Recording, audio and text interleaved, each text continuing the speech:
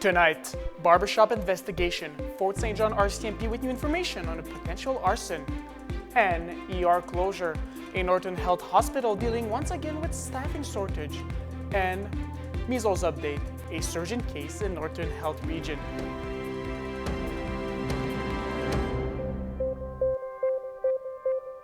Good evening and thank you for joining us. We begin tonight with new information on a series of incidents involving barbershops in Fort St. John.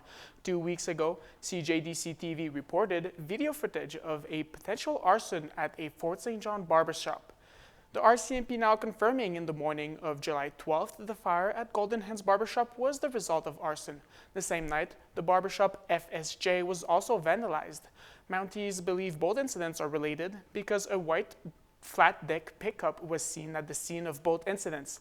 They now say they are investigating a third incident involving a different barbershop happening 7 days before.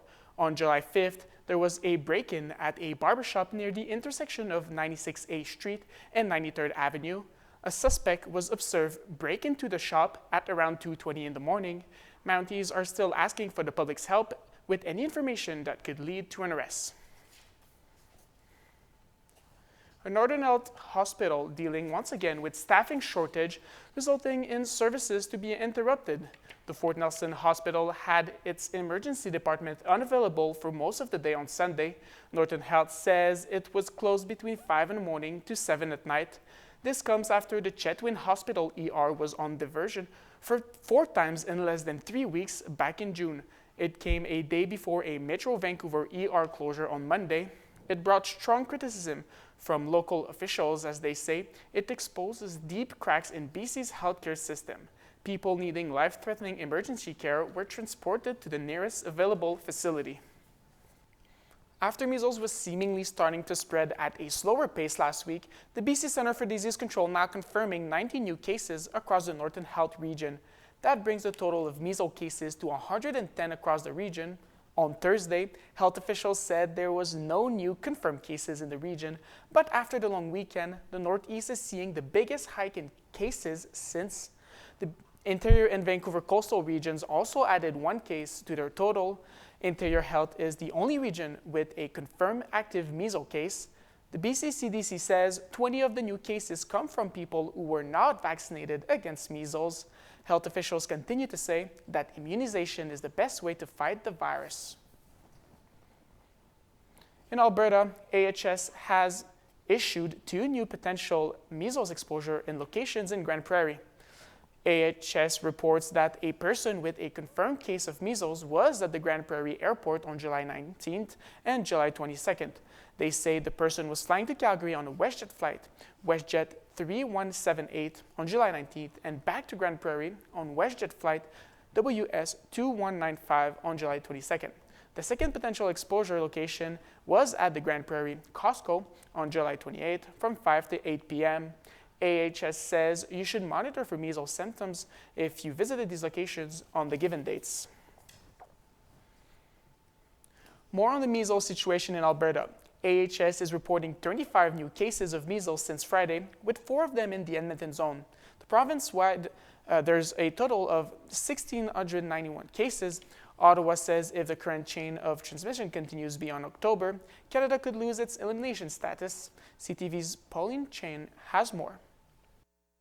Canada was declared to have eliminated measles in 1998. So measles elimination is defined by the World Health Organization, and it means that within a certain geographical area, in this case Canada, that there is no sustained transmission of measles over a 12-month period. Jana Shapiro from the University of Toronto says it doesn't mean there were 0 cases, just no sustained transmission. And now that we've seen a resurgence in the past year or so in Canada, we are at risk of losing that elimination status in 2025. 10 of our 13 provinces and territories have seen cases. Alberta has over 1,600 cases of measles, and Ontario has seen more than 2,300. We really had our bulk of our cases in kind of March, April, but that's not yet the case in Alberta. I think there's still quite a few new cases being reported on a weekly basis. Many of the cases sprang from a single event in New Brunswick last October, which led to transmission in other provinces. I have a lot of concerns,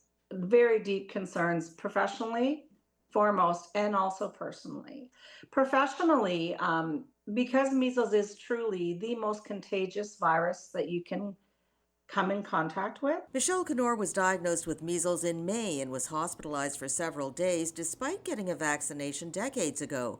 And as a teacher, she worries about measles spread. Average 32 kids in a classroom in city schools. It would be a really dangerous thing to have classrooms of children taken out by the measles.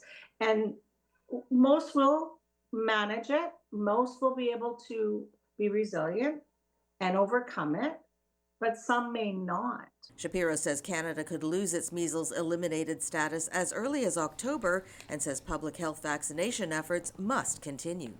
Pauline Chan, CTV News. With a trade deal with the United States in limbo, Prime Minister Mark Carney unveiled new measures today to help the softwood lumber sector. CTV's Rachel Aiello has the details of Mark Carney's message for the industry. Unveiling new measures to snap the Canadian softwood sector's U.S. market dependence, today Prime Minister Mark Carney promised new loan guarantees and grants to help keep lumber companies afloat, accelerate product development, diversify markets, and fund retraining efforts. We cannot count or fully rely on what has been our most valued trading relationship for our prosperity. The move comes after the U.S. raised duties last month, prompting calls to make resolving the dispute a priority in the broader trade talks. Talks that Carney said today are continuing, despite U.S. President Donald Trump's tariff escalation last week. I haven't spoken to the president in recent days. We'll speak when it makes sense. Mark Carney has to deliver. While polls show Canadians appear willing to give Carney more time, pressure is increasing as they watch Trump make deals with other countries. Canadians are increasingly worried about Trump and the state of the trade negotiations. Concern on that front has been increasing over the last number of weeks. Today, as both countries work towards a new North American trade pact, two of Carney's top ministers are in Mexico, talking to officials about how they secured a 90-day pause on higher tariffs. Perhaps we can also learn something from their approach. They took a much more measured and perhaps low-key approach, and it seemed to work for them. All of this coming the same day that new federal data shows Canada's merchandise trade deficit has widened to the second highest on record since April's historic dip. Rachel Aiello, CTV News, Ottawa. The city of Grand Prairie had several intersections flooded after heavy rains Saturday night.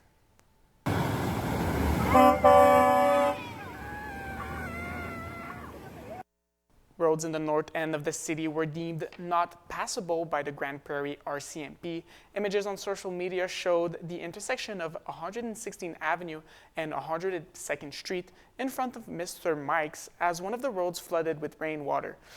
The RCMP recommended residents to drive with caution if travel was necessary in the north of the city. Later that night, roads cleared up and driving conditions went back to normal. Hundreds of people in BC have been forced from their homes on Vancouver Island, the size of that fire now 5 square kilometers. It's burning on the ridge to a major highway, and fire crews are hitting it hard, working 24 hours a day. CTV's Andrew Johnson has more. Helicopters equipped with night vision are being brought in overnight after the sun's gone down and humidity is up when the fire could be vulnerable. Those night vision helicopters are bucketing around the fire perimeter to slow growth. They can drop close to 4,000 liters of water at a time. That's part of a response from close to 200 firefighters trying to save homes between the towns of Qualicum Beach and Port Alberni. Nearly 400 of those homes are empty after an evacuation order. We could see flames in the hills, like really close. I could hear the crackling, feel the heat, and we grabbed the last bit of stuff that we could and got out of there. Vancouver Island is actually one of the driest areas in the entire country right now. You can see here in the lower left corner extreme risk on the island and along the west. More dangerous conditions than even in Okanagan wine country and the drought-stricken northeast. Fire officials in an update today are asking the hundreds out of their homes to hang in there. Being evacuated during a wildfire is a very scary experience, and you're putting your trust and faith in us. So please have patience and allow us to make sure that it is safe before we can make any recommendations. The good news for people hoping to go home is this fire didn't grow much overnight. Plus, lower temperatures, increased humidity, and the possibility of rain are in the forecast. So the tide here may be turning, and not a moment too soon for people on Vancouver Island. Both sides in the Canada Post contract dispute are waiting their next steps after the Canada Union of Postal Workers rejected their employer's latest round of offers. The proposal would have seen wage hikes of about 13% over 4 years and more part-time workers. Canada Post said in a statement Friday it was disappointed in the vote results. On the other side, the union has said its negotiators are ready to head back to the bargaining table. Negotiations for a new collective agreement have been ongoing for more than a year and a half. Today is the final day for more than 10,000 Air Canada flight attendants to decide whether they want to give their union a strike mandate. Union's members started casting ballots last week. It comes after contract talks between the airline and the Canadian Union of Public Employees ended without a deal. If no collective agreement is reached, the union said a strike could happen as early as August 16th. However, it says bargaining is expected to resume at the end of this week, regardless of the outcome of the vote. And some of Canada's top officials are off to Mexico City this week for talks on trade and bilateral relations. When we talk to Mexico, when we talk to their embassies in Canada, they are very eager to reset the relationship. Finance Minister François-Philippe Champagne and Foreign Affairs Minister Anita Anand will meet with Mexican President Claudia Sheinbaum over the two-day visit. Mexico is Canada's third largest trading partner, but only accounted for 1% of Canada's exports last year. Meanwhile, Prime Minister Mark Carney is expected to talk with U.S. President Donald Trump in the coming days after Trump hit Canada with new tariffs late last week. Officials have described recent meetings with American officials as cordial and constructive.